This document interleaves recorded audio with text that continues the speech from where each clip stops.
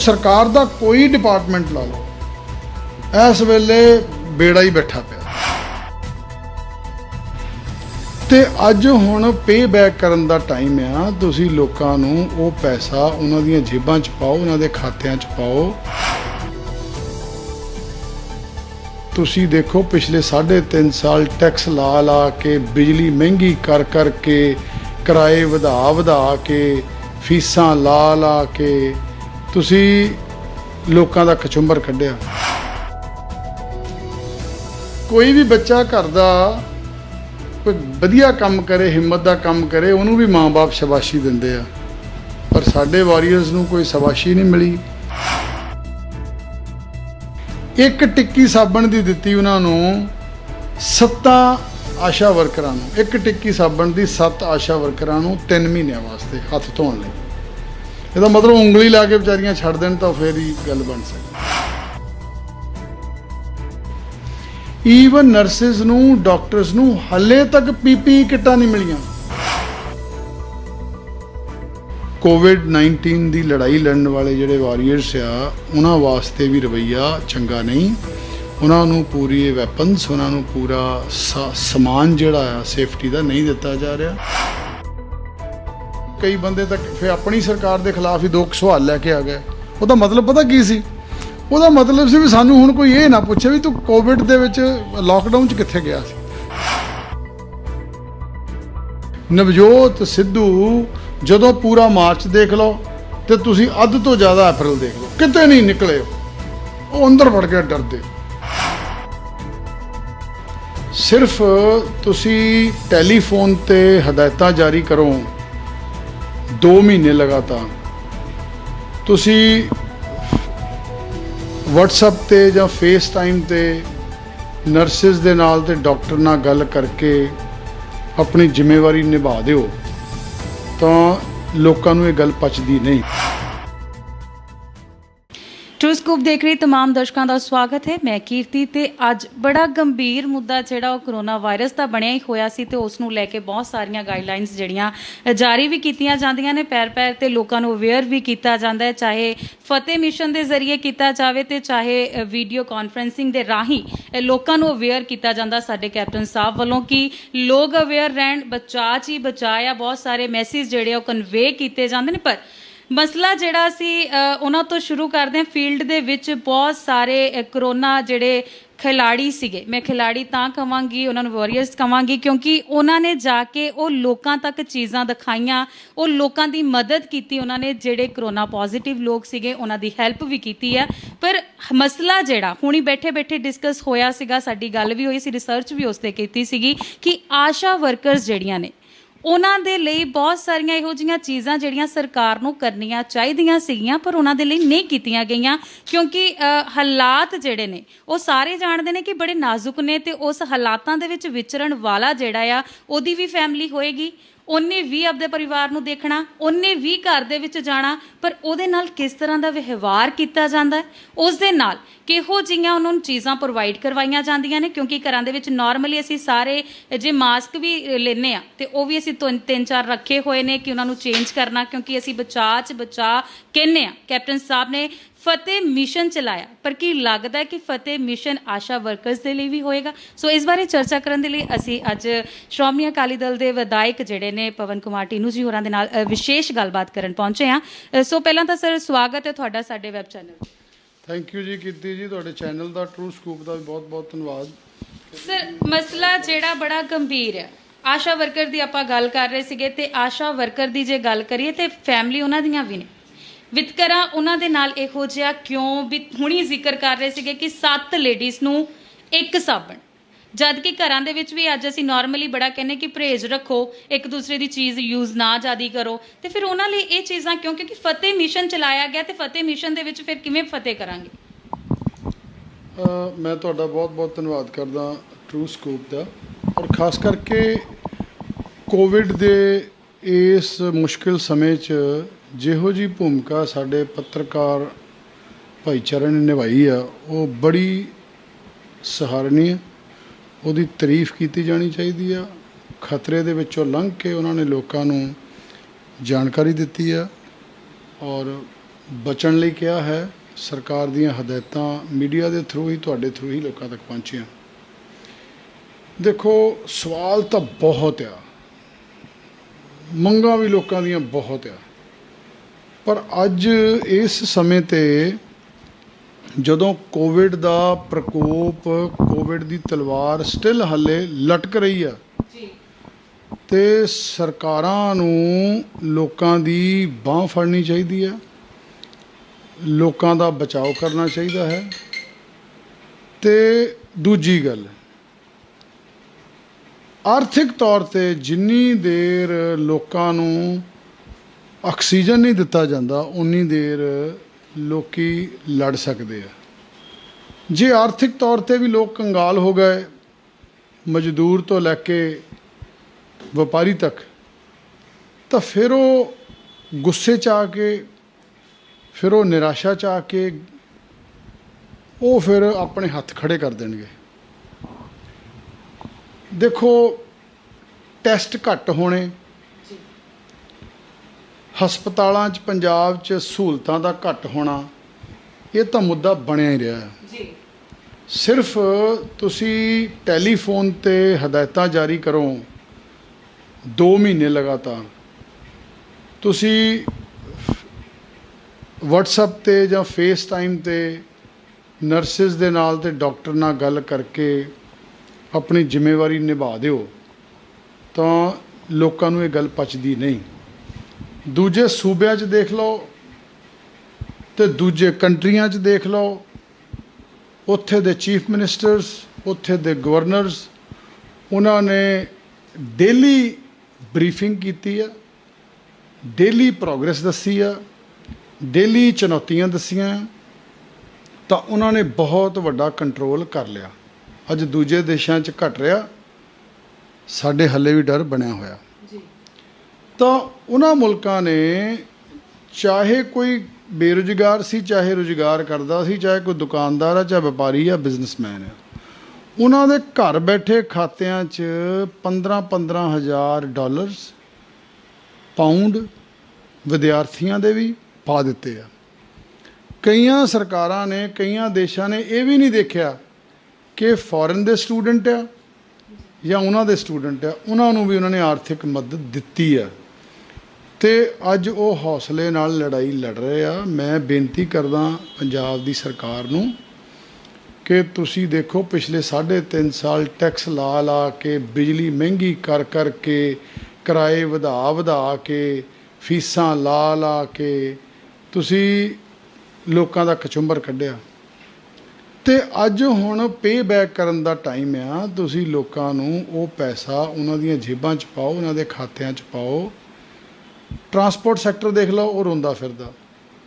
Education ਦੀ ਸਮਝ ਹੀ ਨਹੀਂ ਆ ਰਹੀ, ਸਰਕਾਰ ਨੂੰ ਵੀ ਨਹੀਂ ਆ ਰਹੀ ਤੇ ਲੋਕਾਂ ਨੂੰ ਵੀ ਨਹੀਂ ਆ ਰਹੀ।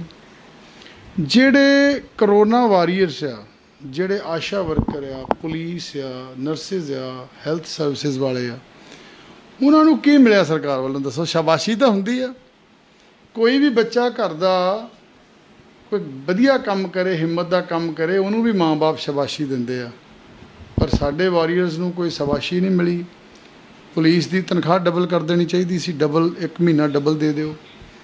ਹੈਲਥ ਵਰਕਰਸ ਦੀ, ਹੈਲਥ ਡਿਪਾਰਟਮੈਂਟ ਵਿੱਚ ਇਹੋ ਜਿਹਾ ਕੋਈ ਇਨੀਸ਼ੀਏਟਿਵ ਲੈਣਾ ਚਾਹੀਦਾ ਸੀ। ਤੇ ਗਰੀਬਾਂ ਦੀ ਬਿਜਲੀ ਸਾਰੀ ਮਾਫ ਕਰਨੀ ਚਾਹੀਦੀ ਆ। 3 ਮਹੀਨੇ ਕਿੱਦਾਂ ਘਰੇ ਹੀ ਬੈਠੇ ਰਹੇ ਲਾਕਡਾਊਨ 'ਚ। ਤੇ ਇਹ ਬਹੁਤ ਸਾਰੀਆਂ ਮੰਗਾਂ ਆ, ਡਿਮਾਂਡਾਂ ਆ। ਅੱਜ ਲੋਕਾਂ ਦਾ ਹੌਸਲਾ ਟੁੱਟਾ ਹੋਇਆ। ਤੁਸੀਂ ਦੇਖੋ, ਲੋਕੀ ਡਰੇ ਵੀ ਹੋਏ ਆ, ਹੌਸਲਾ ਵੀ ਟੁੱਟਾ ਆ, ਔਰ ਦੁਕਾਨ ਤੋਂ ਲੈ ਕੇ ਫੈਕਟਰੀ ਤੱਕ, ਕਿਸੇ ਛੋਟੀ ਏਜੰਸੀ ਤੋਂ ਲੈ ਕੇ ਵੱਡੀ ਡਿਸਟ੍ਰੀਬਿਊਸ਼ਨ ਤੱਕ, ਅੱਜ ਵਰਕਰਾਂ ਨੂੰ ਕੱਢ ਰਹੇ ਹੋ। ਸਰ, ਮਸਲਾ ਤਾਂ ਇਹ ਹੈਗਾ ਹੀ ਆ। ਜਦੋਂ ਅਸੀਂ ਕਾਰਪੋਰੇਸ਼ਨ ਵਾਲਿਆਂ ਦੇ ਨਾਲ ਗੱਲ ਕੀਤੀ ਸੀ, ਸਫਾਈ ਮਜ਼ਦੂਰਾਂ ਦੇ ਨਾਲ ਵੀ ਗੱਲ ਕੀਤੀ ਸੀਗੀ, ਤੇ ਉਹਨਾਂ ਨੂੰ ਵੀ, ਜਿਹੜੇ ਕਰਮਚਾਰੀਆਂ ਨੂੰ ਗਲਵਜ਼ ਜਿਹੜੇ ਉਹ ਨਹੀਂ ਮੁਹੱਈਆ ਕਰਵਾਏ ਗਏ ਸੀ। ਇੱਕ ਗਲਵਜ਼ ਦਿੱਤਾ ਗਿਆ ਸੀ, ਉਸ ਤੋਂ ਬਾਅਦ ਉਹਨਾਂ ਨੂੰ ਸ਼ਾਇਦ ਮਿਲਿਆ ਸੀ ਜਾਂ ਨਹੀਂ ਮਿਲਿਆ ਸੀਗਾ। ਸੈਨੀਟਾਈਜ਼ਰ ਜਿਹੜੇ ਉਹਨਾਂ ਨੂੰ ਇੰਨੀ ਛੋਟੀ ਬੋਟਲ ਦਿੱਤੀ ਗਈ ਸੀ, ਉਸ ਤੋਂ ਬਾਅਦ ਉਹਨਾਂ ਦਾ ਕੋਈ ਅਤਾ ਪਤਾ ਨਹੀਂ ਲੱਗਾ, ਤੇ ਨਾ ਹੀ ਉਹਨਾਂ ਨੂੰ ਚੀਜ਼ਾਂ ਜਿਹੜੀਆਂ ਮੁਹੱਈਆ ਕਰਵਾਈਆਂ ਗਈਆਂ ਉਹੀ ਸੇਮ ਚੀਜ਼ਾਂ। ਸਾਡਾ ਮਸਲਾ ਇਹ ਹੈ ਕਿ ਸਵਾਲ ਵੀ ਮੇਰਾ ਇਹੀ ਸੀਗਾ ਕਿ ਆਸ਼ਾ ਵਰਕਰਸ ਨੂੰ ਵੀ ਸੇਮ ਉਹ ਚੀਜ਼ਾਂ ਜਿਹੜੀਆਂ ਫੇਸ ਕਰਨੀਆਂ ਪੈ ਰਹੀਆਂ ਨੇ, ਕਿ ਉਹਨਾਂ ਨੂੰ ਵੀ ਗਲਵਜ਼ ਗਲਵਜ਼ ਜਿਹੜੇ ਮੌਕੇ ਤੇ ਮੁਹੱਈਆ ਨਹੀਂ ਕਰਵਾਏ ਜਾ ਰਹੇ, 7 ਜਿਹੜੀਆਂ ਲੇਡੀਜ਼ ਨੇ ਉਹਨਾਂ ਨੂੰ ਇੱਕ ਸਾਬਣ ਦਿੱਤਾ ਜਾ ਰਿਹਾ, ਉਹ ਕਿੱਥੇ? ਅਸੀਂ ਮਿਸ਼ਨ ਫਤਿਹ ਕਿਵੇਂ ਕਰਾਂਗੇ? ਕਿਉਂਕਿ ਮਸਲਾ ਮਿਸ਼ਨ ਫਤਿਹ ਦਾ ਜਿਹੜਾ ਇਹਨਾਂ ਨੇ ਇੱਕ ਮੁਹਿੰਮ ਸ਼ੁਰੂ ਕੀਤੀ ਹੈ ਕਿ ਅਸੀਂ ਕਰੋਨਾ ਵਾਇਰਸ ਤੋਂ ਜ਼ਰੂਰ ਜਿੱਤ ਹਾਸਲ ਕਰਾਂਗੇ, ਫਿਰ ਕਿਵੇਂ ਕਰਾਂਗੇ? ਕਿਉਂਕਿ ਲਗਾਤਾਰ ਅੰਕੜੇ ਵੱਧਦੇ ਪਏ, ਘਟੇ ਨਹੀਂ। ਲੋਕਡਾਊਨ ਅਨਲੋਕਡਾਊਨ 1 ਵੀ ਇਹਨਾਂ ਨੇ ਸਟਾਰਟ ਕਰ ਦਿੱਤਾ, ਪਰ ਕੀ ਉਹ ਸਕਸੈਸ ਹੋ ਪਾਏਗਾ? ਕਿਉਂਕਿ ਕੱਲ ਹੀ ਹਜੇ 11 ਕੇਸ ਆਏ ਨੇ ਇੱਥੇ ਜਲੰਧਰ ਦੇ ਵਿੱਚ। ਦੇਖੋ, ਤੁਸੀਂ ਆਸ਼ਾ ਵਰਕਰਸ ਦੀ ਗੱਲ ਕੀਤੀ ਹੈ ਜੀ। ਆਸ਼ਾ ਵਰਕਰਸ ਨੂੰ ਹੈਲਥ ਡਿਪਾਰਟਮੈਂਟ ਨੇ ਆਪਣੇ ਅੱਗੇ ਜਾਣ ਵਾਲੇ ਸਿਪਾਹੀਆਂ ਵਜੋਂ ਵਰਤਿਆ। ਸਭ ਤੋਂ ਪਹਿਲਾਂ ਉਹ ਜਾ ਕੇ ਪਿੰਡਾਂ 'ਚ ਘਰਾਂ 'ਚ ਆਇਡੈਂਟੀਫਾਈ ਕਰਦੇ ਸੀ ਆਸ਼ਾ ਵਰਕਰ ਕਿ ਕਿੱਥੇ ਕੋਵਿਡ ਦਾ ਕੋਈ ਬੰਦਾ ਬਾਹਰੋਂ ਆਇਆ ਜਾਂ ਕੋਵਿਡ ਦਾ ਕੋਈ ਸਿੰਪਟਮ ਵਾਲਾ ਬੰਦਾ, ਉਹ ਵਿਚਾਰੇ ਜਾਂਦੇ ਸੀ, ਉਹਨਾਂ ਦੇ ਗੇਟ ਖਲਵਾਉਂਦੇ ਸੀ। ਉਹਨਾਂ ਨਾਲ ਜਿਸ ਤਰੀਕੇ ਦਾ ਵਤੀਰਾ ਪੰਜਾਬ ਸਰਕਾਰ ਕਰ ਰਹੀ ਆ, ਮੈਂ ਉਹਦੀ ਨਿੰਦਾ ਵੀ ਕਰਦਾ, ਮੈਨੂੰ ਅਫਸੋਸ ਵੀ ਆ। ਤੁਸੀਂ ਦੇਖੋ, ਆਸ਼ਾ ਵਰਕਰਾਂ ਕੋਲੋਂ ਸਾਈਨ ਤੱਕ ਕਰਵਾਏ ਹੈਲਥ ਡਿਪਾਰਟਮੈਂਟ ਨੇ 5-5 ਮਾਸਕ ਤੇ ਦਿੱਤੇ 2-2 ਮਾਸਕ। ਇੱਕ ਟਿੱਕੀ ਸਾਬਣ ਦੀ ਦਿੱਤੀ ਉਹਨਾਂ ਨੂੰ 7 ਆਸ਼ਾ ਵਰਕਰਾਂ ਨੂੰ, ਇੱਕ ਟਿੱਕੀ ਸਾਬਣ ਦੀ 7 ਆਸ਼ਾ ਵਰਕਰਾਂ ਨੂੰ 3 ਮਹੀਨਿਆਂ ਵਾਸਤੇ ਹੱਥ ਧੋਣ ਲਈ। ਇਹਦਾ ਮਤਲਬ ਉਂਗਲੀ ਲਾ ਕੇ ਵਿਚਾਰੀਆਂ ਛੱਡ ਦੇਣ ਤਾਂ ਫਿਰ ਹੀ ਗੱਲ ਬਣ ਸਕਦੀ। ਈਵਨ ਨਰਸਿਸ ਨੂੰ, ਡਾਕਟਰਸ ਨੂੰ ਹਾਲੇ ਤੱਕ PPE ਕਿੱਟਾਂ ਨਹੀਂ ਮਿਲੀਆਂ, N95 ਮਾਸਕ ਨਹੀਂ ਆਏ। ਮੇਰੀ ਸਿਵਲ ਸਰਜਨਸ ਨਾਲ ਗੱਲ ਹੋਈ, ਉਹ ਕਹਿੰਦੇ ਜੀ ਬਈ ਅਸੀਂ ਹਾਂਜੀ ਹੈਗੇ ਆ, ਪਰ ਹੈ ਨਹੀਂ, ਦੇਖਣ ਨੂੰ ਹੈ ਨਹੀਂ, ਹੈਗੇ ਆ, ਕਿਉਂਕਿ ਸਾਨੂੰ ਸਰਕਾਰ ਦੀਆਂ ਹਦਾਇਤਾਂ, ਤੁਸੀਂ ਕਹਿਣਾ ਨਹੀਂ ਕਿ ਕਿਸੇ ਚੀਜ਼ ਦੀ ਸਾਨੂੰ ਕਮੀ ਹੈ, ਕਿਉਂਕਿ ਸਰਕਾਰੀ ਨੌਕਰ ਆ।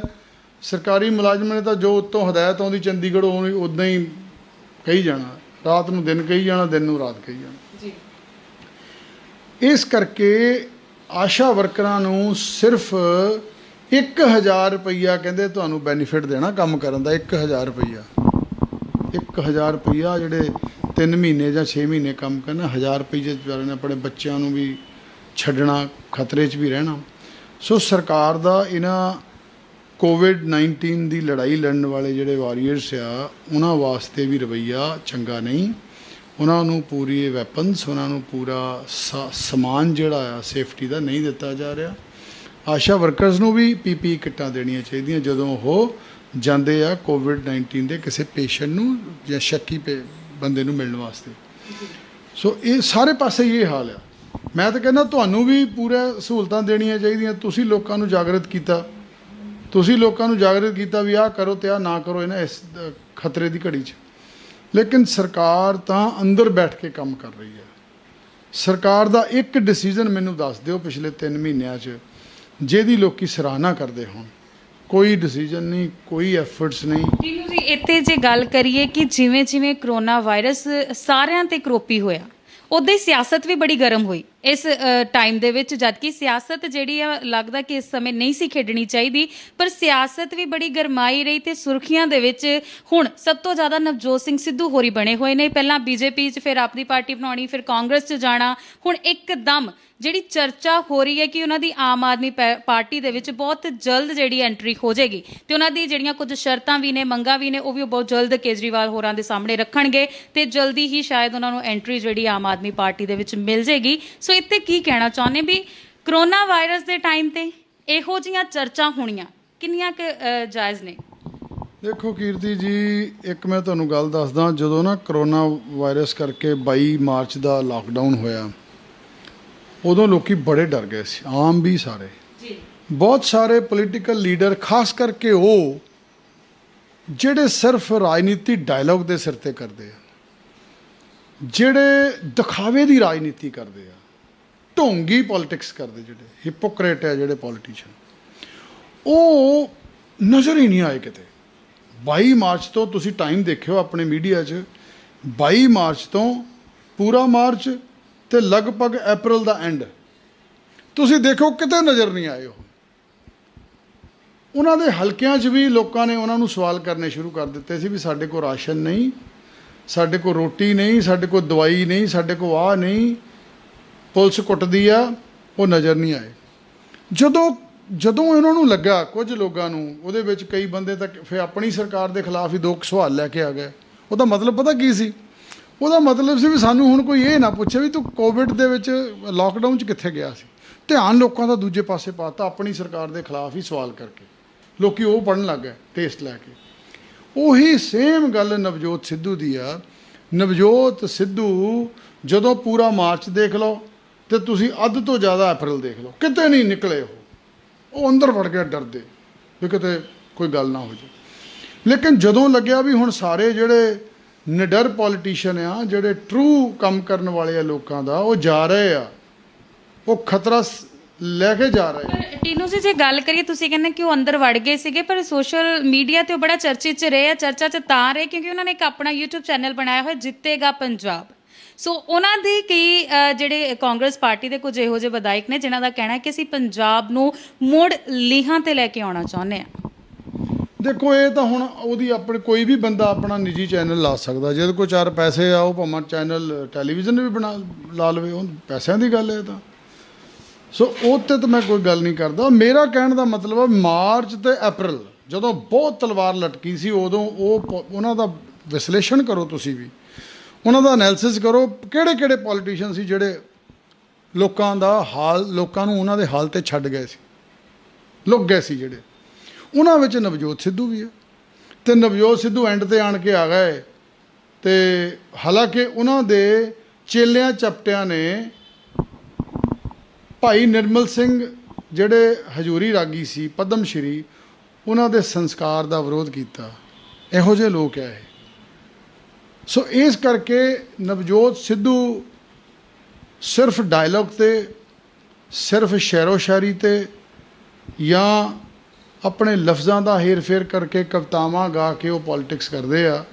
ਅਤੇ ਜੇ 2 ਸਾਲ ਉਹ ਮਿਨਿਸਟਰ ਰਹੇ ਲੋਕਲ ਬਾਡੀ ਪੰਜਾਬ ਦੇ, 2 ਸਾਲ, ਜੇ ਉਹਨਾਂ ਨੂੰ ਪੁੱਛ ਲਓ ਤੁਸੀਂ ਬਈ 2 ਸਾਲ ਦੀ ਜਰਾ ਆਪਣੀ ਪਰਫਾਰਮੈਂਸ ਦੱਸ ਦਿਓ ਪੰਜਾਬ ਵਾਸਤੇ ਕੀ ਆ, ਤੁਹਾਡੇ ਡਿਪਾਰਟਮੈਂਟ ਨੇ ਕਿਹੜੀ ਉਪਲਬਧੀ ਕੀਤੀ ਆ, ਅਚੀਵਮੈਂਟ ਕੀਤੀ ਆ, ਤਾਂ ਜ਼ੀਰੋ ਆ, ਕੋਈ ਕੰਮ ਨਹੀਂ ਹੋਇਆ 2 ਸਾਲ 'ਚ। ਇੱਥੇ ਤੱਕ ਲੱਗਦਾ ਕਿ ਹੁਣ ਆਮ ਆਦਮੀ ਪਾਰਟੀ 'ਚ ਜਿਹੜਾ ਉਹਨਾਂ ਦਾ ਵਿਚਾਰ ਹੈ, ਚਰਚਾ ਜਿੱਥੇ ਮਰਜ਼ੀ ਜਾਣ, ਉਹ ਤਾਂ ਆਜ਼ਾਦ ਆ, ਭਾਵੇਂ ਪਾਕਿਸਤਾਨ ਜਾਣ। ਉਹ ਮਸਲਾ ਇਹ ਆ ਬਈ ਤੁਸੀਂ ਦੇਖੋ ਬਈ ਜੋ ਜ਼ਿੰਮੇਵਾਰੀਆਂ ਸੀ ਇੱਕ ਸਿਆਸੀ ਬੰਦੇ ਦੀਆਂ, ਜਿਨ੍ਹਾਂ ਨੂੰ ਲੋਕਾਂ ਨੇ ਵੋਟਾਂ ਪਾਈਆਂ ਹੁੰਦੀਆਂ, ਉਹ ਜ਼ਿੰਮੇਵਾਰੀਆਂ ਤੋਂ ਕਿਹੜੇ ਕਿਹੜੇ ਲੋਕ ਭੱਜੇ ਆ, ਕਿਹੜੇ ਕਿਹੜੇ ਅੰਦਰ ਵੜ ਕੇ ਹੀ ਗੱਲਾਂ ਕਰਦੇ ਰਹੇ ਆ।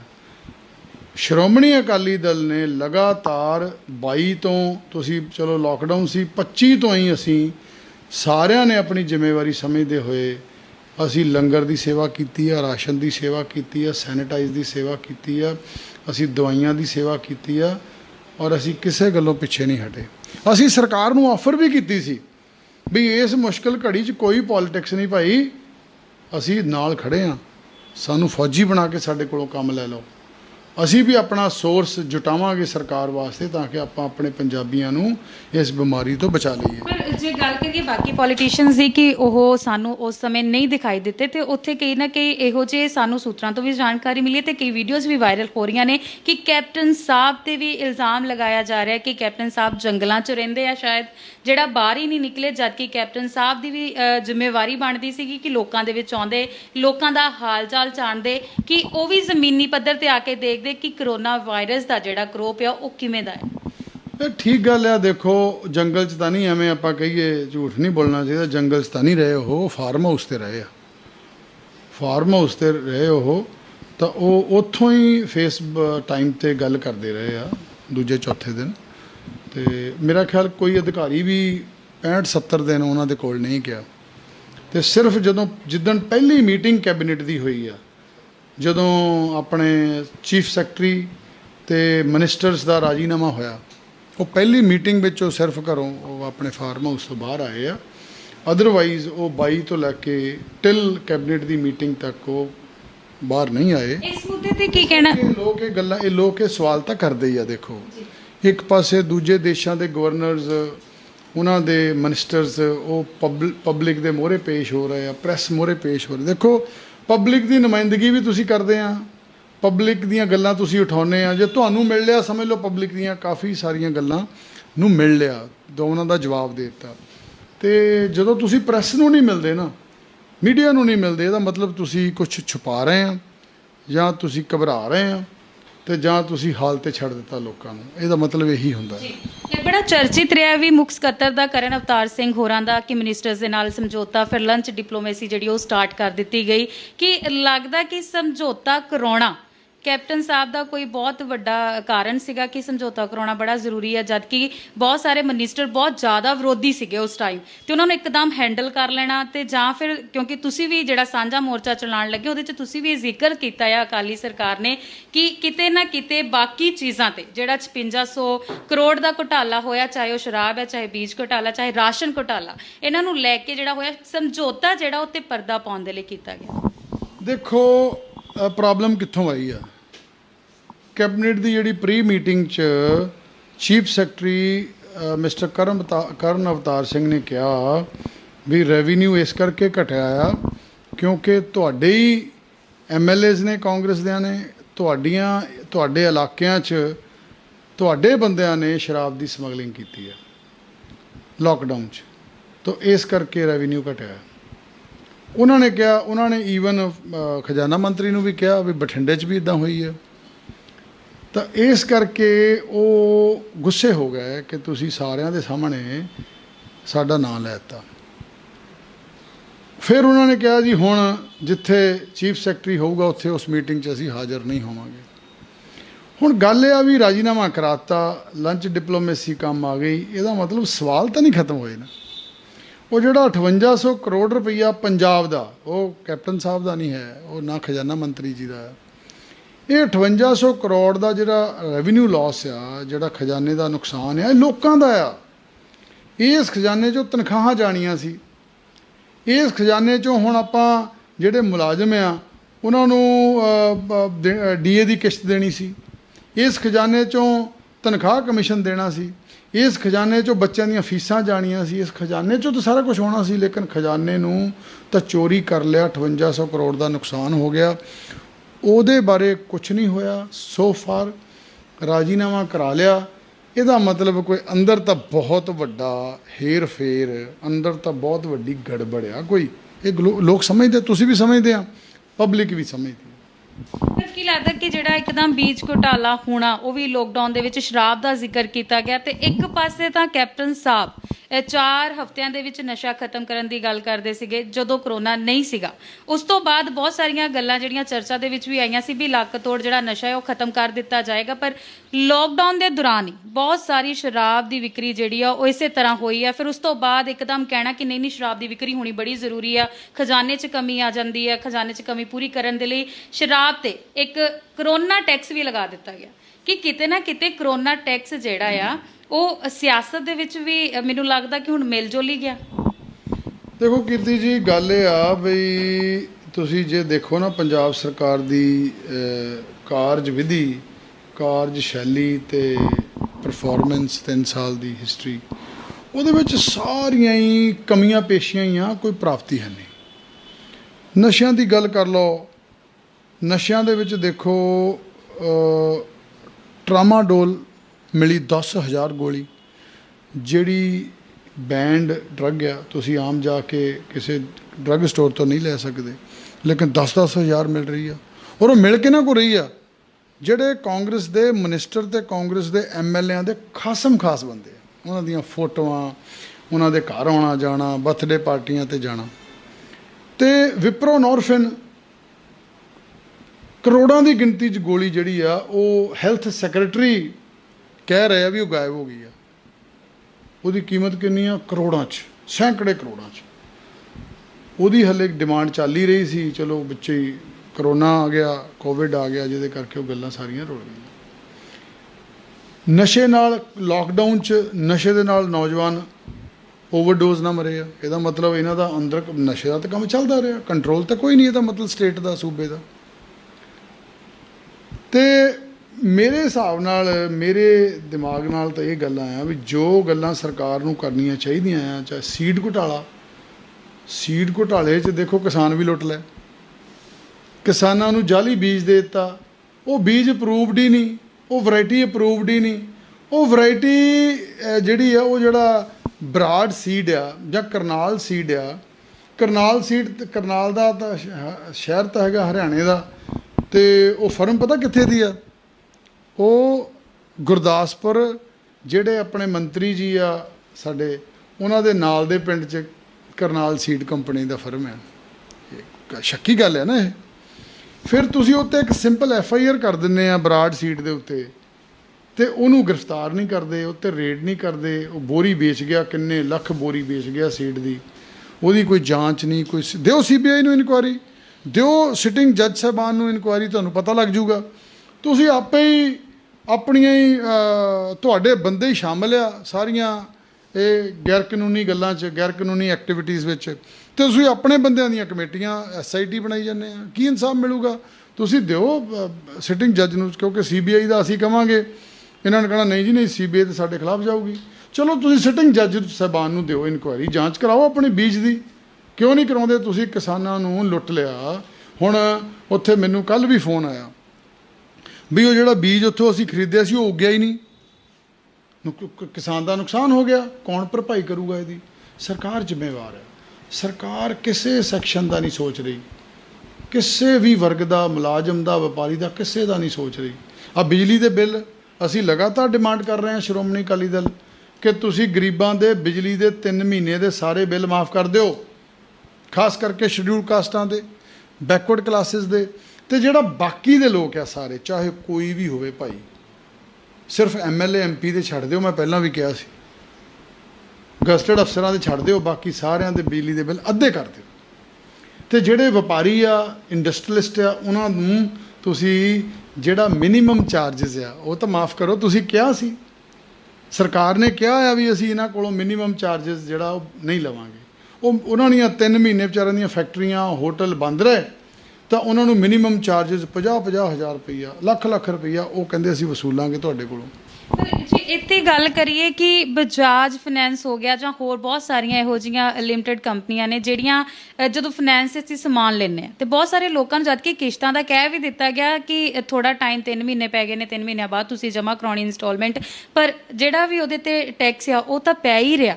ਕਿ ਸਰਕਾਰ ਨੂੰ ਇਹਦੇ ਲਈ ਨਹੀਂ ਕੁਝ ਕਰਨਾ ਚਾਹੀਦਾ? ਕਿਉਂਕਿ ਹਜੇ ਵੀ ਲੋਕਾਂ ਨੂੰ ਫੋਨ ਆ ਰਹੇ ਨੇ, ਹਜੇ ਵੀ ਬਜਾਜ ਵਾਲੇ ਆਪਦੇ, ਬਜਾਜ ਵਾਲੇ ਜਾਂ ਹੋਰ ਜਿਹੜੇ ਲੋਕ ਨੇ ਉਹ ਹਜੇ ਵੀ ਆਪਣੇ ਬੰਦਿਆਂ ਨੂੰ ਉਹਨਾਂ ਦੇ ਘਰਾਂ 'ਚ ਭੇਜਦੇ ਨੇ ਕਿ ਕਿਸ਼ਤ ਲੈ ਕੇ ਆਓ, ਤੇ ਲੋਕ ਕਿੱਥੋਂ ਦੇਣਗੇ? ਕਿ ਸਰਕਾਰ ਨੂੰ ਇਹਨਾਂ ਬਾਰੇ ਕੁਝ ਸੋਚਣਾ ਚਾਹੀਦਾ? ਕਿਉਂਕਿ ਜੇ ਦੇਣਗੇ ਨਹੀਂ 3 ਮਹੀਨੇ, ਪਰ ਟੈਕਸ ਤਾਂ ਪਏਗਾ ਹੀ ਨਾ ਉਹਨਾਂ ਨੂੰ। ਬਿਲਕੁਲ। ਦੇਖੋ, ਬਜਾਜ ਫਾਈਨੈਂਸ ਆ ਜਾਂ ਪ੍ਰਾਈਵੇਟ ਫਾਈਨੈਂਸ ਕੰਪਨੀਆਂ ਆ, ਪ੍ਰਾਈਵੇਟ ਬੈਂਕਸ ਆ ਜਿਹੜੀਆਂ, ਉਹ ਆਪਣੇ ਗਾਹਕਾਂ ਨੂੰ ਲਗਾਤਾਰ ਫੋਨ ਵੀ ਕਰ ਰਹੀਆਂ, ਨੋਟਿਸ ਵੀ ਭੇਜ ਰਹੀਆਂ ਕਿ ਆਪਣੇ ਪੈਸੇ ਦਿਓ। ਸੋ ਇਹ ਮੁੱਖ ਮੰਤਰੀ ਜੀ ਨੇ, ਸਰਕਾਰ ਨੇ ਤਾਂ ਕਹਿ ਦਿੱਤਾ ਵੀ ਠੀਕ ਹੈ ਜੀ, ਅਸੀਂ ਇੱਥੇ ਤੁਹਾਨੂੰ ਕੋਈ ਸਹੂਲਤ ਦੇਵਾਂਗੇ, ਕੋਈ ਰਿਬੇਟ ਦੇਵਾਂਗੇ, ਕੁਛ ਨਹੀਂ ਮਿਲਿਆ। ਇਹੀ ਨਹੀਂ, ਪ੍ਰਾਈਵੇਟ ਇਕੱਲਾ ਬਜਾਜ ਨਹੀਂ, ਜਿਹੜਾ ਪੰਜਾਬ ਸਰਕਾਰ ਦਾ ਸਹਿਕਾਰਤਾ ਮਹਿਕਮਾ ਆ, ਕੋਆਪਰੇਟਿਵ ਮਹਿਕਮਾ, ਉਹਦੇ ਵਿੱਚੋਂ ਜਿਹੜੇ ਪਿੰਡਾਂ ਦੇ ਕੋਆਪਰੇਟਿਵ ਸੁਸਾਇਟੀਆਂ 'ਚੋਂ ਕਿਸੇ ਨੇ 22,000 ਰੁਪਈਆ, ਕਿਸੇ ਨੇ 15,000 ਰੁਪਈਆ ਕੋਈ ਲੋਨ ਲਿਆ ਨਾ ਗਰੀਬਾਂ ਨੇ, ਜਿਹੜੇ ਉਹ ਲਿਬਰਲ ਹੁੰਦੇ, ਨਾਨ ਐਗਰੀਕਲਚਰਲ ਅਕਾਊਂਟ ਕਹਿੰਦੇ ਉਹਨੂੰ, ਉਹਨਾਂ ਨੂੰ ਵੀ ਹੁਣ ਨੋਟਿਸ ਜਾ ਰਹੇ ਆ ਪਿੰਡਾਂ 'ਚ। ਪੰਜਾਬ ਸਰਕਾਰ ਦੇ ਆਪਣੇ ਜਿਹੜੇ ਕੋਆਪਰੇਟਿਵ ਮਹਿਕਮਾ, ਉਹਦੇ ਵੱਲੋਂ ਵੀ ਗਰੀਬਾਂ ਨੂੰ ਨੋਟਿਸ ਜਾ ਰਹੇ ਆ, ਉਹਨਾਂ ਨੂੰ ਫੋਨ ਜਾ ਰਹੇ ਆ ਕਿ ਤੁਸੀਂ ਆਪਣੀ ਕਿਸ਼ਤ ਜਮ੍ਹਾਂ ਕਰਾਓ। ਇਸ ਦੇ ਨਾਲ ਹੀ ਇੱਕ ਹੋਰ ਗੱਲ ਜੁੜਦੀ ਹੈ ਕਿ ਇੱਕ HDBC ਬੈਂਕ ਆ, ਉਹਨਾਂ ਨੇ ਕੀ ਕੀਤਾ, ਉਹਨਾਂ ਨੇ ਆਪਣੇ ਮੁਲਾਜ਼ਮਾਂ ਨੂੰ ਫੋਨ ਕਰਨੇ ਸ਼ੁਰੂ ਕਰ ਦਿੱਤੇ ਵੀ ਜੇ ਤੁਸੀਂ ਕਿਸ਼ਤਾਂ ਨਹੀਂ ਲੈ ਕੇ ਆ ਰਹੇ, ਤੇ ਇੱਕ ਉਹਨਾਂ ਨੂੰ ਇੰਸ਼ੋਰੈਂਸ ਦਾ ਕਿਹਾ ਗਿਆ ਕਿ ਤੁਸੀਂ ਉਹ ਕਰਵਾਓ। ਉਹ ਇੰਸ਼ੋਰੈਂਸ ਲਗਭਗ 5600 ਰੁਪਏ ਦੀ ਹੋਣੀ ਆ। ਜੇ ਉਹ ਕਰਵਾਉਣਗੇ ਤਾਂ ਉਹਦੇ ਵਿੱਚ ਉਹਨੂੰ ਸੈਟਲਮੈਂਟ ਕਰਨਗੇ, ਉਸ ਬੰਦੇ ਨੂੰ ਤਾਂ ਰੱਖਣਗੇ, ਜੇ ਉਹ ਨਹੀਂ ਕਰਵਾਏਗਾ ਤਾਂ ਉਸ ਬੰਦੇ ਨੂੰ ਕੱਢ ਦਿੱਤਾ ਜਾਏਗਾ। ਇਹ ਪ੍ਰਾਈਵੇਟ ਬੈਂਕਸ ਦੀ ਬਹੁਤ ਵੱਡੀ ਇਹ ਬੇਈਮਾਨੀ ਆ, ਉਹ ਉਹਨਾਂ ਦਾ ਸ਼ੋਸ਼ਣ ਕਰ ਰਹੇ ਆ। ਇਸ ਮਾੜੇ ਸਮੇਂ 'ਚ ਸਰਕਾਰ ਨੂੰ ਇਹਦਾ ਨੋਟਿਸ ਲੈਣਾ ਚਾਹੀਦਾ ਹੈ। HDFC ਬੈਂਕ ਹੋਵੇ ਜਾਂ ਕੋਈ ਵੀ ਹੋਵੇ, ਜ਼ਬਰਦਸਤੀ ਉਹਨਾਂ ਨੂੰ ਇੰਸ਼ੋਰੈਂਸ ਕਰਾਉਣ ਲਈ ਕਹਿ ਰਹੇ ਆ, ਜ਼ਬਰਦਸਤੀ ਕਿਸ਼ਤਾਂ ਕਰਾਉਣ ਲਈ ਕਹਿ ਰਹੇ ਆ। ਪੰਜਾਬ ਸਰਕਾਰ ਨੂੰ ਆਪਣੇ ਰਿਹਾਇਸ਼ੀ, ਆਪਣੇ ਸਿਟੀਜ਼ਨਸ, ਆਪਣੇ ਜਿਹੜੇ ਵਸਿੰਦੇ ਆ, ਉਹਨਾਂ ਦੀ ਰੱਖਿਆ ਕਰਨੀ ਚਾਹੀਦੀ ਆ। ਇਹੋ ਜਿਹੇ ਪ੍ਰਾਈਵੇਟ ਜਿਹੜੇ ਮਨੀ ਲੈਂਡਰਸ ਆ, ਚੋਰ ਆ, ਉਹਨਾਂ ਤੋਂ ਬਚਾਓ। ਅਤੇ ਮੈਂ ਤੁਹਾਨੂੰ ਦੱਸਦਾ, ਪੰਜਾਬ ਸਰਕਾਰ ਦੇ ਸਾਰੇ ਅਕਾਊਂਟ ਜਿਹੜੇ ਆ ਨਾ ਵੱਡੇ ਮੋਟੇ ਉਹ HDFC ਬੈਂਕ ਕੋਲ ਆ। ਪੰਜਾਬ ਪੁਲਿਸ ਦਾ ਸਾਰਾ ਅਕਾਊਂਟ HDFC ਬੈਂਕ ਕੋਲ ਆ। ਪੰਜਾਬ ਪੁਲਿਸ ਦੇ ਸਾਰੇ ਮੁਲਾਜ਼ਮਾਂ ਦੀ ਤਨਖਾਹ ਜਿਹੜੀ HDFC 'ਚ ਆਉਂਦੀ ਆ। ਸੋ ਇਹਦਾ ਮਤਲਬ ਸਰਕਾਰ ਦੇ ਸਾਰਾ ਥੰਬ ਥੱਲੇ ਆ ਨਾ ਇਹ ਜੋ ਹੋ ਰਿਹਾ। ਸਰਕਾਰ ਦੇ ਨੋਟਿਸ 'ਚ ਹੋਣੀ ਇਹ ਗੱਲ ਸਾਰੀ। ਮੁੱਖ ਮੰਤਰੀ ਜੀ ਦੇ, ਖਜ਼ਾਨਾ ਮੰਤਰੀ ਜੀ ਨੂੰ ਪਤਾ ਹੁੰਦਾ ਕਿਹੜੀਆਂ ਕਿਹੜੀਆਂ ਬੈਂਕਾਂ 'ਚ ਸਾਡੇ ਖਾਤੇ ਆ। ਤੇ ਇਹਦਾ ਮਤਲਬ ਸਰਕਾਰ ਦੇ ਖਜ਼ਾਨਾ ਮੰਤਰੀ ਜੀ ਦੇ ਨੋਟਿਸ 'ਚ ਆ ਇਹ ਗੱਲ ਕਿ HDFC ਬੈਂਕ ਆ ਜਿਹੜੀ ਉਹ ਨੋਟਿਸ ਭੇਜ ਰਹੀ ਆ, ਜੁਰਮਾਨੇ ਕਰ ਰਹੀ ਆ, ਕੋਈ ਮਾਫੀ ਨਹੀਂ ਦੇ ਰਹੀ ਤੇ ਉਹਨਾਂ ਨੂੰ ਇੰਸ਼ੋਰੈਂਸ ਕਰਾਉਣ ਲਈ ਵੀ ਕਹਿ ਰਹੀ ਹੈ। ਇਹਦੀ ਤਾਂ ਬੜੀ ਵੱਡੀ ਜਾਂਚ ਹੋਣੀ ਚਾਹੀਦੀ। ਜੀ, ਨਾਲ ਦੀ ਨਾਲ ਤੁਸੀਂ ਬਹੁਤ ਸਾਰੇ ਜਦੋਂ ਵੀ ਕਿਤੇ ਸਟੂਡੈਂਟਸ ਨੂੰ ਤੁਹਾਡੀ ਜ਼ਰੂਰਤ ਪੈਂਦੀ ਹੈ ਤੁਸੀਂ ਜਾਣਦੇ ਹੋ, ਤੇ ਹਰ ਵਾਰੀ ਤੁਹਾਡੀ ਨੋਟਿਸ 'ਚ ਵੀ ਰਹਿੰਦਾ ਹੈ ਕਿ ਸਕਾਲਰਸ਼ਿਪ ਨੂੰ ਲੈ ਕੇ ਕੋਈ ਮੁੱਦਾ ਹੁੰਦਾ ਜਾਂ ਕਿਸੇ ਵੀ ਚੀਜ਼ ਨੂੰ ਲੈ ਕੇ ਜਦੋਂ ਮੁੱਦਾ ਹੁੰਦਾ ਤੁਸੀਂ ਜ਼ਰੂਰ ਉਹ ਬੱਚਿਆਂ ਦੇ ਵਿੱਚ ਜਾਂਦੇ ਹੋ। ਪਰ ਨਾਲ ਦੀ ਨਾਲ ਜਿਹੜਾ ਹੁਣ ਮੁੱਦਾ ਬਣਿਆ ਕਿ ਮੈਡੀਕਲ ਸਿੱਖਿਆ ਤੇ 77% ਦੀ ਵਧਾ ਦਿੱਤੀ ਗਈਆਂ ਫੀਸਾਂ, ਕਿ ਬੱਚੇ ਉਹ ਪੜ੍ਹਾਈ ਕਰ ਪਾਉਣਗੇ। ਤੇ ਜਦੋਂ ਇਹ ਸਵਾਲ OP ਸੋਨੀ ਤੋਂ ਵੀ ਪੁੱਛਿਆ ਗਿਆ ਤੇ ਉਹਨਾਂ ਦਾ ਇਹ ਕਹਿਣਾ ਸੀ ਵੀ ਬਹੁਤੀ ਵੱਡੀ ਰਕਮ ਨਹੀਂ ਹੈ, ਮਾਮੂਲੀ ਜਿਹੀ ਆਈ ਹੈ। ਦੇਖੋ, ਇਹ ਜਿਹੜਾ ਪੰਜਾਬ ਸਰਕਾਰ ਨੇ, ਪੰਜਾਬ ਗਵਰਨਮੈਂਟ ਨੇ ਆਪਣੀ ਕੈਬਨਿਟ 'ਚ ਫੈਸਲਾ ਕੀਤਾ ਵੀ ਮੈਡੀਕਲ ਕਾਲਜ ਜਿਹੜੇ ਆ ਉਹ ਆਪਣੀ ਫੀਸ ਵਧਾ ਲੈਣ, ਇਹ ਬਹੁਤ ਮਾੜਾ ਫੈਸਲਾ ਹੈ। ਕਿਉਂ? ਇਹਦਾ ਮਤਲਬ ਜਿਹੜਾ ਆਮ ਪਰਿਵਾਰ ਦਾ ਬੱਚਾ ਹੈ ਨਾ, ਹੁਣ ਕੋਈ ਮਿਡੋਕਰ ਫੈਮਿਲੀ ਦਾ ਬੱਚਾ ਹੈ, ਚਾਹੇ ਜਿੰਨਾ ਮਰਜ਼ੀ ਇੰਟੈਲੀਜੈਂਟ ਹੋਵੇ, ਉਹ ਹੁਣ ਡਾਕਟਰ ਨਹੀਂ ਬਣ ਸਕਦਾ ਕਿਉਂਕਿ ਉਹਦੇ ਕੋਲ ਪੈਸੇ ਨਹੀਂ। ਪੈਸਾ ਡਾਕਟਰ ਬਣੂਗਾ ਪੈਸੇ ਵਾਲਾ। ਸੋ ਇਹ ਪੰਜਾਬ ਸਰਕਾਰ ਨੇ ਬਹੁਤ ਗਲਤ ਫੈਸਲਾ ਕੀਤਾ, ਫੀਸਾਂ ਵਧਾਉਣ ਦਾ ਜਿਹੜਾ ਕਹਿ ਕੇ, ਤੇ ਇਹਦਾ ਵਿਰੋਧ ਕੀਤਾ ਜਾਣਾ ਚਾਹੀਦਾ। ਸਟੂਡੈਂਟ ਵੀ ਵਿਰੋਧ ਕਰ ਰਹੇ ਆ, ਸ਼੍ਰੋਮਣੀ ਅਕਾਲੀ ਦਲ ਵੀ ਇਹਦਾ ਵਿਰੋਧ ਕਰ ਰਿਹਾ। ਅਸੀਂ ਇਹਨੂੰ ਵਿਧਾਨ ਸਭਾ 'ਚ ਵੀ ਉਠਾਵਾਂਗੇ। ਦੂਜੀ ਗੱਲ ਹੈਗੀ ਆ, ਇਸ ਵੇਲੇ ਸਰਕਾਰੀ ਸਕੂਲਾਂ ਦਾ ਵੀ ਬਹੁਤ ਮੰਦਾ ਹਾਲ ਆ। ਬੱਚੇ ਹੁਣ ਦੇਖੋ, ਇਹ ਕਹਿ ਰਿਹਾ ਜੀ ਆਨਲਾਈਨ ਪੜ੍ਹਾਈ। ਮੈਂ ਆਨਲਾਈਨ ਬਾਰੇ ਬਹੁਤ ਸਾਰੇ ਲੋਕਾਂ ਨੂੰ, ਪੇਰੈਂਟਸ ਨੂੰ ਤੇ ਬੱਚਿਆਂ ਨੂੰ ਪੁੱਛਿਆ, ਉਹ ਕਹਿੰਦੇ ਜੀ ਇੱਕ ਮੈਡਮ ਦਾ ਟੈਲੀਫੋਨ ਆਉਂਦਾ ਆ, ਉਹ ਕਹਿੰਦੀ ਆ ਵੀ 3 ਮਿੰਟ ਦੀ ਵੀਡੀਓ ਬਣਾ ਕੇ ਆਪਣੇ ਬੱਚੇ ਦੀ, ਉਹ ਜੋ ਪੂਰਨਿਆਂ ਦੇ ਉੱਤੇ ਲਿਖ ਰਿਹਾ ਬੱਚਾ ਜਾਂ ਉਹ ਕਾਪੀ ਤੇ ਕੀ ਕਰ ਰਿਹਾ, 3 ਮਿੰਟ ਦੀ ਵੀਡੀਓ ਬਣਾ ਕੇ ਸਾਨੂੰ ਭੇਜ ਦਿਓ ਤਾਂ ਉਹਦੀ ਕਲਾਸ ਲੱਗ ਗਈ। ਮਤਲਬ ਉਹ ਆਨਲਾਈਨ ਕਲਾਸਾਂ ਹੋ ਗਈਆਂ, ਡਨ। ਸੋ ਇਹ ਬਹੁਤ ਵੱਡਾ ਨੁਕਸਾਨ ਹੋ ਰਿਹਾ ਪੰਜਾਬ ਸੂਬੇ ਦਾ ਪੜ੍ਹਾਈ ਪੱਖੋਂ, ਤੇ ਉਹਨਾਂ ਕੋਲੋਂ ਫੀਸਾਂ ਵੀ ਲਈਆਂ ਜਾ ਰਹੀਆਂ। ਸਰਕਾਰ ਨੇ ਉਹਦੇ ਵਿੱਚ ਕੋਈ ਰਿਆਇਤ ਵੀ ਨਹੀਂ ਦਿੱਤੀ, ਨਾ ਸਕੂਲਾਂ ਨੂੰ ਭਾਈ, ਨਾ ਪ੍ਰਾਈਵੇਟ ਸਕੂਲਾਂ ਨੂੰ ਕੋਈ ਰਿਆਇਤ ਦਿੱਤੀ ਆ, ਤੇ ਨਾ ਹੀ ਸਰਕਾਰੀ ਸਕੂਲ ਦੇ ਬੱਚਿਆਂ ਦੀ ਕੋਈ ਪੜ੍ਹਾਈ ਬਾਰੇ ਸੋਚਿਆ ਜਾ ਰਿਹਾ। ਤੇ ਆਨਲਾਈਨ ਸਿਸਟਮ ਤਾਂ ਉਹਦੇ ਕੋਲ, ਜਿਹਦੇ ਕੋਲ ਸਮਾਰਟਫੋਨ ਹੋਊਗਾ ਭਾਈ ਉਹ ਹੀ ਕਰ ਸਕਦਾ। ਸਮਾਰਟਫੋਨ ਹੈ ਨਹੀਂ ਗਰੀਬਾਂ ਦੇ, ਜਿਹੜਾ ਬੱਚਾ ਹੀ ਸਰਕਾਰੀ ਸਕੂਲ ਪੜ੍ਹਦਾ ਉਹ ਕਿੱਥੋਂ ਸਮਾਰਟਫੋਨ ਲਿਆਊਗਾ। ਸੇਮ ਗੱਲ ਆਸ਼ਾ ਵਰਕਰ ਆ। ਆਸ਼ਾ ਵਰਕਰ ਨੂੰ ਦਿੱਤਾ ਤਾਂ 1000 ਰੁਪਈਆ ਇਹਨਾਂ ਨੇ 3 ਮਹੀਨਿਆਂ ਦਾ, ਤੇ ਉਹਨਾਂ ਨੂੰ ਕਹਿ ਰਿਹਾ ਵੀ ਸਮਾਰਟਫੋਨ ਲਓ ਕਿਉਂਕਿ ਅਸੀਂ ਤੁਹਾਨੂੰ ਜਿਹੜੇ ਕੋਵਿਡ ਦੇ ਮੈਸੇਜ ਆ, ਇਨਫੋਰਮੇਸ਼ਨ ਆ, ਉਹ ਸਮਾਰਟਫੋਨ 'ਤੇ ਦੇਣੀ। ਉਹ ਵਿਚਾਰੀਆਂ ਕਿੱਥੋਂ ਲਿਆਉਣ ਸਮਾਰਟਫੋਨ। ਸੋ ਸਰਕਾਰ ਦਾ ਕੋਈ ਡਿਪਾਰਟਮੈਂਟ ਲਾ ਲਓ, ਇਸ ਵੇਲੇ ਬੇੜਾ ਹੀ ਬੈਠਾ ਪਿਆ ਸਾਡਾ, ਚਾਹੇ ਐਜੂਕੇਸ਼ਨ ਆ, ਚਾਹੇ ਟਰਾਂਸਪੋਰਟ ਆ। ਹੁਣ ਟਰਾਂਸਪੋਰਟ ਦੀ ਸ਼੍ਰੋਮਣੀ ਅਕਾਲੀ ਦਲ ਨੇ ਮੰਗ ਕੀਤੀ ਆ ਵੀ ਜਿਹੜੇ ਛੋਟੇ ਵਹੀਕਲਸ ਆ, ਕੋਈ ਟੈਂਪੂ ਆ, ਕੋਈ ਆਟੋ ਆ, ਕੋਈ ਬੱਸ ਆ, ਮਿੰਨੀ ਬੱਸਾਂ, ਸਕੂਲਾਂ ਦੀਆਂ ਬੱਸਾਂ, ਇਹਨਾਂ ਨੂੰ 3 ਮਹੀਨੇ ਦਾ ਰੋਡ ਟੈਕਸ ਮਾਫ ਕਰ ਦਿਓ। ਕਿਉਂ ਲੈਂਦੇ ਹੋ? ਇਹ ਤਾਂ ਚੱਲੇ ਹੀ ਨਹੀਂ, ਤਾਂ ਖੜੇ ਰਹੇ ਗੱਡੀਆਂ ਘਰਾਂ 'ਚ। ਲੇਕਿਨ ਸਰਕਾਰ ਨੇ ਇੱਥੇ ਵੀ ਕੋਈ ਫੈਸਲਾ ਨਹੀਂ ਲਿਆ। ਕੋਈ ਮਹਿਕਮਾ ਦੇਖ ਲਓ, ਬਿਜਲੀ ਦੇਖ ਲਓ, ਆ ਹੁਣ ਪਤਾ ਨਹੀਂ ਕਿੰਨੇ ਪੈਸੇ ਬਿਜਲੀ ਦੇ ਘਟਾ ਕੇ ਤੇ ਉਹ ਬੜਾ ਵੱਡਾ ਐਲਾਨ ਕਰਤਾ ਵੀ ਜੇ ਊਂਠ ਤੋਂ ਛਾਨਣੀ ਤੁਸੀਂ ਲਾ ਲਈ ਤਾਂ ਕੀ ਫਰਕ ਪੈ ਗਿਆ। 18 ਵਾਰੀ ਤੁਸੀਂ ਬਿਜਲੀ ਵਧਾਈ। ਸਾਡੇ ਟਾਈਮ ਤੇ 6.5 ਰੁਪਏ ਯੂਨਿਟ ਸੀ ਤੇ ਅੱਜ ਤੁਸੀਂ 10 ਰੁਪਏ ਯੂਨਿਟ ਦੇ ਰਹੇ ਆ, ਤੇ ਫਿਰ ਤੁਸੀਂ ਕਹਿ ਰਹੇ ਆ ਲਓ ਜੀ ਇਹ ਪੰਜੀ ਘਟਾਤੀ। ਉਹ ਪੰਜੀ ਘਟਾਉਣ ਨਾਲ ਲੋਕਾਂ ਨੂੰ ਕੋਈ ਫਰਕ ਨਹੀਂ ਪੈਣਾ, ਲੋਕਾਂ ਨੂੰ ਕੋਈ ਫਰਕ ਨਹੀਂ। ਲੋਕਾਂ ਨੂੰ ਤਾਂ 3 ਮਹੀਨੇ ਦੀ ਬਿਜਲੀ ਦੇ ਬਿੱਲ ਮਾਫ ਕਰੋ ਤਾਂ ਫਰਕ ਪਊ ਥੋੜਾ ਜਿਹਾ। ਜੀ, ਅੰਤ ਵਿੱਚ ਕੀ ਮੈਸੇਜ ਦੇਣਾ ਚਾਹੁੰਦੇ, ਕਿਉਂਕਿ ਲਗਾਤਾਰ ਜਿਹੜਾ ਕਰੋਨਾ ਵਾਇਰਸ ਦੇ ਕੇਸਾਂ ਦਾ ਅੰਕੜਾ ਵੱਧਦਾ ਜਾ ਰਿਹਾ, ਚਾਹੇ ਉਹ ਜਲੰਧਰ 'ਚ ਆ, ਚਾਹੇ ਉਹ ਕਿਸੇ ਵੀ ਸਟੇਟ ਦੇ ਵਿੱਚ। ਕੱਲ੍ਹ ਹੀ ਰੀਸੈਂਟਲੀ ਪਹਿਲਾਂ ਸ਼ੁੱਕਰਵਾਰ ਨੂੰ ਇੱਕਦਮ ਕੇਸ 8 ਆਏ, ਕੱਲ੍ਹ ਇੱਕਦਮ 11 ਕੇਸ ਆਏ ਨੇ। ਦੇਖੋ, ਪਹਿਲਾਂ ਜਿਹੜਾ ਮੈਂ ਮਾਫ ਕਰਨਾ ਸਟੂਡੈਂਟਸ ਦੀ ਗੱਲ ਆਪ ਜੀ ਨੇ ਕੀਤੀ ਸੀ, ਇਸ ਵੇਲੇ ਜਿਹੜੇ ਗਰੀਬਾਂ ਦੇ ਬੱਚੇ ਆ, ਜਿਹੜੇ ਪ੍ਰਾਈਵੇਟ ਇੰਸਟੀਟਿਊਸ਼ਨ 'ਚ ਪੜ੍ਹਦੇ ਸੀ, ਉਹਨਾਂ ਦੀਆਂ ਆਨਲਾਈਨ ਕਲਾਸਿਸ ਲੱਗੀਆਂ ਹੀ ਨਹੀਂ। ਮੈਂ ਕੋ ਸਾਰਾ ਡਾਟਾ ਮੈਂ ਇਕੱਠਾ ਕੀਤਾ। ਜੇ 4 ਮਹੀਨੇ ਦਾ ਸਮੈਸਟਰ ਆ ਮੰਨ ਲਈਏ, ਤਾਂ ਉਹਦੇ ਵਿੱਚੋਂ ਮਾਰਚ ਤੋਂ ਲੱਗ ਕੇ ਮਈ ਤੱਕ ਉਹਨਾਂ ਦੀਆਂ ਕਲਾਸਾਂ ਆਨਲਾਈਨ ਲੱਗੀਆਂ ਹੀ ਨਹੀਂ। ਤਾਂ ਉਹਨਾਂ ਬੱਚਿਆਂ ਨੂੰ ਹੁਣ ਕਿਹਾ ਜਾ ਰਿਹਾ ਆ ਵੀ ਫੀਸ ਦਿਓ। ਉਹ ਹੁਣ ਫੀਸ ਜਿਹੜੀ ਆ, ਪੋਸਟ ਮੈਟ੍ਰਿਕ ਸਕਾਲਰਸ਼ਿਪ ਜਿਹੜੀ ਆ, ਉਹ ਪੰਜਾਬ ਸਰਕਾਰ ਦੇ ਨਹੀਂ ਰਹੀ। ਪੰਜਾਬ ਸਰਕਾਰ ਨੂੰ ਪੈਸੇ ਆਏ ਆ, ਹੁਣ ਯੂਨੀਵਰਸਿਟੀਆਂ ਕਾਲਜ ਪ੍ਰਾਈਵੇਟ ਉਹਨਾਂ ਨੂੰ ਕਹਿ ਰਹੇ ਫੀਸ ਲਿਆਓ। ਉਹਨਾਂ ਦਾ ਸਾਰਿਆਂ ਦਾ ਹੀ ਬਹੁਤ ਨੁਕਸਾਨ ਹੋ ਰਿਹਾ। ਇਹ ਗੱਲਾਂ ਮੈਂ ਵਿਧਾਨ ਸਭਾ 'ਚ ਵੀ ਕੀਤੀਆਂ ਸੀ। ਵਿਧਾਨ ਸਭਾ ਜਦੋਂ ਮੈਂ ਕਿਹਾ ਵੀ ਸ਼ਡਿਊਲ ਕਾਸਟ ਬੱਚਿਆਂ ਦੀਆਂ ਡਿਗਰੀਆਂ ਦਿਓ, ਤੁਸੀਂ ਡਿਗਰੀਆਂ ਕਿਉਂ ਨਹੀਂ ਦੇ ਰਹੇ? ਤੁਸੀਂ ਉਹਨਾਂ ਦਾ ਜਿਹੜਾ ਪੈਸਾ ਆਇਆ ਸੈਂਟਰ ਗਵਰਨਮੈਂਟ ਤੋਂ ਉਹ ਕਿਉਂ ਨਹੀਂ ਅਦਾ ਕਰ ਰਹੇ? ਕਿਉਂ ਬੇੜਾ ਗਰਕ ਕਰ ਰਹੇ ਆ ਸਾਡੇ ਬੱਚਿਆਂ ਦਾ, ਉਹਨਾਂ ਦਾ ਭਵਿੱਖ ਕਤਲ ਕਰ ਰਹੇ ਆ? ਤਾਂ ਉੱਥੇ ਫਿਰ ਇਹਨਾਂ ਦੇ MLA ਲੜਨ ਝਗੜਨ ਤੱਕ ਆ ਗਏ, ਗਾਲਾਂ ਕੱਢਣ ਤੱਕ ਆ ਗਏ। ਇਹ ਮੁੱਦਾ ਤਾਂ ਲਗਾਤਾਰ ਚੱਕਾਂਗੇ, ਸਟੂਡੈਂਟਸ ਦੇ ਨਾਲ ਖੜੇ ਆ, ਜਿੱਥੇ ਵੀ ਉਹ ਕਹਿਣਗੇ ਅਸੀਂ ਉਹਨਾਂ ਦੇ ਨਾਲ ਜਾਵਾਂਗੇ, ਆਵਾਜ਼ ਬੁਲੰਦ ਕਰਾਂਗੇ। ਕਰੋਨਾ ਕਰਕੇ ਮੈਂ ਸਭ ਨੂੰ ਇਹ ਬੇਨਤੀ ਕਰਦਾ, ਭਾਈ ਆਪਣਾ ਧਿਆਨ ਵੀ ਰੱਖੋ, ਅਲਰਟ ਰਹੋ, ਜੋ ਹਦਾਇਤਾਂ ਐਡਮਿਨਿਸਟ੍ਰੇਸ਼ਨ ਦੀਆਂ ਆ ਉਹਨਾਂ ਨੂੰ ਮੰਨੋ। ਹਾਲੇ ਇੰਨਾ ਜ਼ਿਆਦਾ ਖੁੱਲ੍ਹੇ ਨਾ ਘੁੰਮੋ ਅਤੇ ਜ਼ਿਆਦਾ ਗੈਦਰਿੰਗ ਨਾ ਕਰੋ, ਸੋਸ਼ਲ ਡਿਸਟੈਂਸਿੰਗ ਦਾ ਪਾਲਣ ਕਰੋ, ਅਤੇ ਜੋ ਵੀ ਆਪਾਂ ਕਰ ਸਕਦੇ ਹਾਂ ਬਿਮਾਰੀ ਨੂੰ ਹਰਾਉਣ ਵਾਸਤੇ ਜ਼ਰੂਰ ਕਰੀਏ, ਕਿਉਂਕਿ ਇਹ ਹੁਣ ਕੋਈ ਲੜਾਈ ਆਪਣੀ ਇਕੱਲਿਆਂ ਦੀ ਨਹੀਂ, ਇਹ ਸਾਰੀ ਮਨੁੱਖਤਾ ਦੀ ਲੜਾਈ ਆ। ਮਨੁੱਖ ਨਸਲ ਨੂੰ ਬਚਾਉਣ ਲਈ ਜਿਹੜਾ ਤਾਂ ਚੰਗੇ ਕਦਮ ਪੱਟੂਗਾ ਉਹਦਾ ਵੀ ਦਰਗਾਹ 'ਚ ਨੋਟ ਹੋਣਾ, ਅਤੇ ਜਿਹੜਾ ਮਨੁੱਖ ਜਾਤੀ ਨੂੰ ਖਤਮ ਕਰਨ ਲਈ ਕੋਈ ਗਲਤੀਆਂ ਊਣਤਾਈਆਂ ਕਰੂਗਾ ਉਹਦਾ ਵੀ ਲਿਖਿਆ ਜਾਣਾ। ਇਸ ਕਰਕੇ ਆਪਣੇ ਘਰਦਿਆਂ ਨੂੰ, ਬਜ਼ੁਰਗਾਂ ਨੂੰ, ਬੱਚਿਆਂ ਨੂੰ ਖਤਰੇ 'ਚ ਨਾ ਪਾਓ, ਆਪਣੇ ਆਪ ਦਾ ਧਿਆਨ ਰੱਖੋ। ਬਹੁਤ ਬਹੁਤ ਸ਼ੁਕਰੀਆ ਸਰ। Thank you. ਸੋ ਇਹ ਅਸੀਂ ਗੱਲ ਕੀਤੀ, ਬਹੁਤ ਸਾਰੇ ਮਸਲੇ ਜਿਹੜੇ ਸੀਗੇ, ਮਸਲਿਆਂ ਤੇ ਚਰਚਾ ਹੋਣੀ ਵੀ ਬੜੀ ਜ਼ਰੂਰੀ ਸੀ, ਪਰ ਗੱਲ ਫਿਰ ਉੱਥੇ ਹੀ ਆ ਜਾਂਦੀ ਹੈ ਕਿ ਸਰਕਾਰ ਕਿੰਨੀ ਜਲਦੀ ਇਹਨਾਂ ਮਸਲਿਆਂ ਤੇ ਗੌਰ ਫਰਮਾਉਂਦੀ ਹੈ ਜਾਂ ਨਹੀਂ, ਜਾਂ ਗੌਰ ਕਰੇਗੀ ਜਾਂ ਨਹੀਂ, ਜਾਂ ਇਸੇ ਤਰ੍ਹਾਂ ਇਹ ਮਸਲੇ ਜਿਹੜੇ ਨੇ ਉਹ ਭਖਦੇ ਰਹਿਣਗੇ। ਸੋ ਇਹ ਦੇਖਣ ਦੇ ਲਈ ਸਾਨੂੰ ਵੀ ਇੰਤਜ਼ਾਰ ਕਰਨਾ ਪਏਗਾ ਤੇ ਤੁਹਾਨੂੰ ਵੀ। ਸੋ ਇਸੇ ਦੇ ਨਾਲ ਮੈਨੂੰ, ਕੀਰਤੀ ਤੇ ਕੈਮਰਾਮੈਨ ਰੋਹਿਤ ਨੂੰ ਦਿਓ ਇਜਾਜ਼ਤ। ਧੰਨਵਾਦ।